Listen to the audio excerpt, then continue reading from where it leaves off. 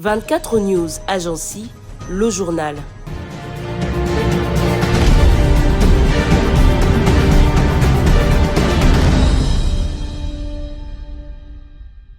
La libération de 15 détenus liés à l'AFC M23 dans le cadre des discussions de Doha constitue un premier geste entre Kinshasa et les mouvements rebelles.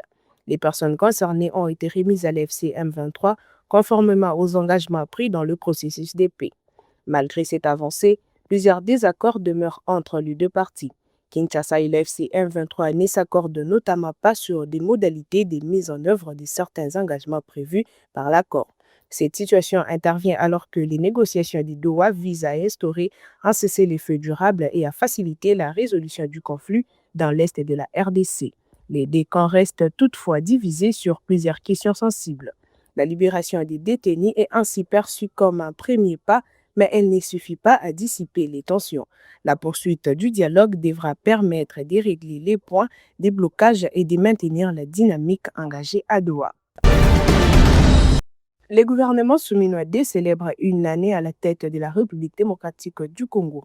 Reconduite en août 2025, la première ministre Judith Suminwa avait pour mission d'accélérer l'application du programme d'action du gouvernement dans un contexte marqué par les défis sécuritaires et économiques. Sur le plan sécuritaire, la situation demeure préoccupante dans l'est du pays. La FC M23 contrôle encore plusieurs zones du nord et sud du Kivu, tandis que les attaques des ADF continuent notamment en Ituri et au nord Kivu. Cette crise entraîne également d'importants déplacements des populations et aggrave les besoins humanitaires. Malgré cette situation, l'économie congolaise affiche une certaine résistance. Les FMI prévoient une croissance supérieure à 5% en 2026, portée principalement par les secteurs miniers. Les pays bénéficient aussi d'une baisse de l'inflation, d'une amélioration des réserves d'échange et d'une relative stabilité du franc congolais. Toutefois, l'exécution des décisions gouvernementales reste au point faible.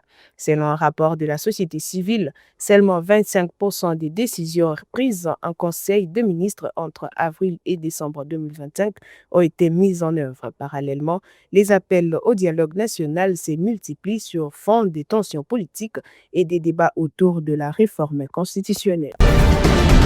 À Kinshasa, 64 organisations de la société civile demandent au président Félix Tshisekedi de ne pas promulguer la loi encadrant l'organisation du référendum en RDC.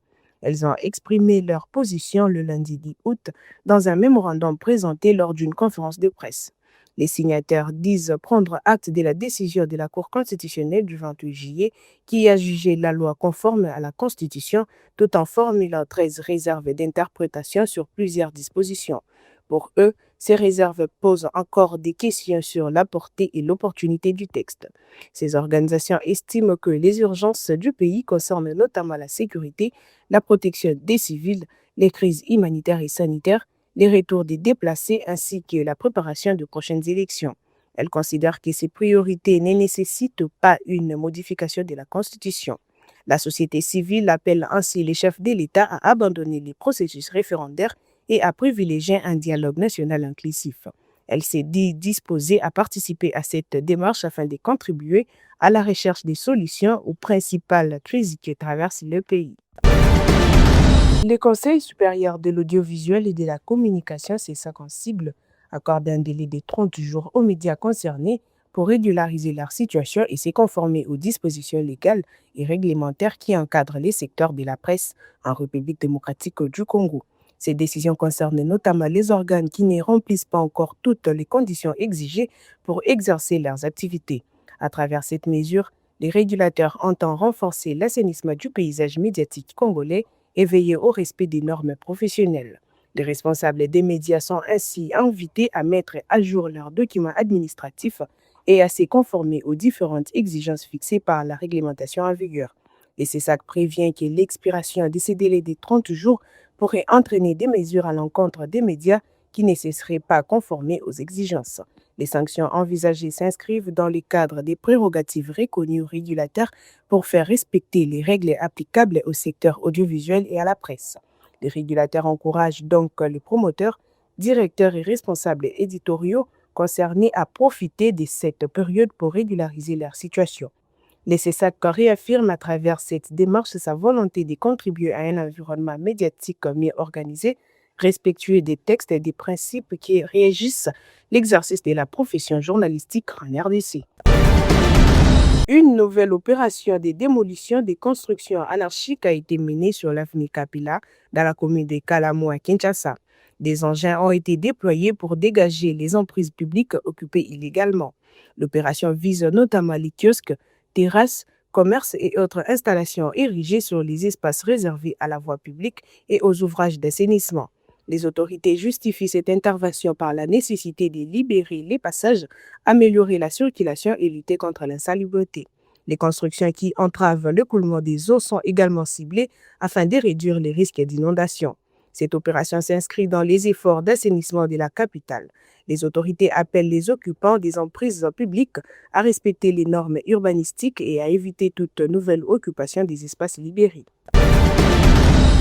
Les syndicats nationaux de médecins Sinamed en cible a annoncé le lundi 10 août la suspension conditionnelle de la grève générale lancée le 24 juin dernier en République démocratique du Congo.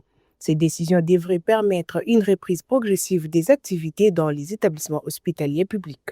Cette suspension intervient après plusieurs semaines de perturbations dans les services de santé affectant de nombreux patients, notamment ceux nécessitant une prise en charge régulière.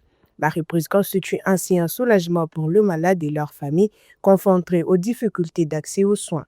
Toutefois, les Sinamed maintiennent la pression sur les gouvernements.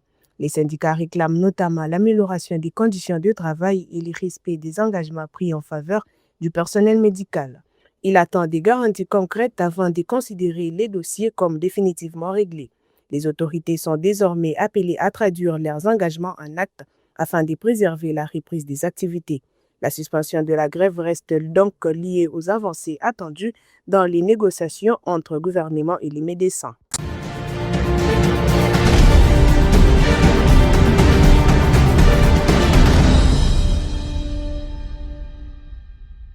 « 24 News Agency, formée pour informer.